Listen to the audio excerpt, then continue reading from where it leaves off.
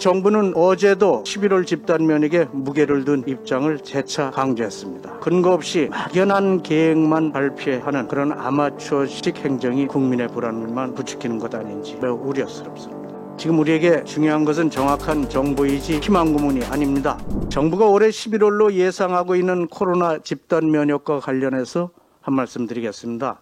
영국 EIU 보고서에 따르면 한국의 코로나19 집단 면역은 내년 중반쯤이나 가능할 것이라고 합니다.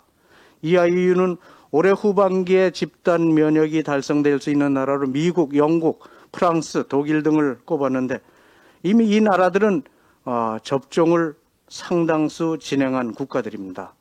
아직 접종을 시작하지도 못한 우리나라 상황을 감안하면 매우 유의미한 보고서가 아닐 수 없습니다. EIU 분석에 의하면 당초 정부가 밝힌 11월 집단 면역은 불가능하다는 의미입니다. 더욱이 한두 달 차이도 아니고 지금부터 1년여를 더 기다려야 집단 면역이 형성된다고 하는 것은 국민 입장에서 볼 때 대단히 불안한 상황이 아닐 수가 없습니다. 그런데 정부는 어제도 11월 집단 면역에 무게를 둔 입장을 재차 강조했습니다.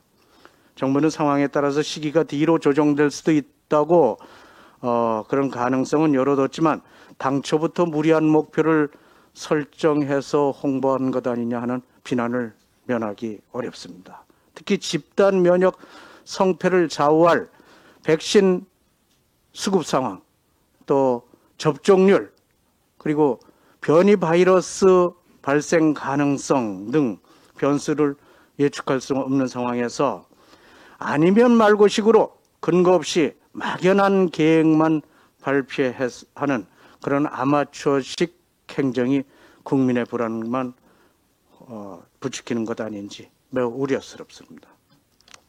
지금 우리에게 중요한 것은 정확한 정보이지 희망고문이 아닙니다. 터널의 이 끝이 보인다는 등 K방역 희망고문이 빚은 코로나 장기화 탓에 대한민국은 지금 엄청난 사회적 비용을 치르고 있습니다. 코로나 백신 문제까지 희망고문으로 일관한다면 우리는 또다시 감당할 수 없는 사회적 비용을 치러야 할 수도 있습니다.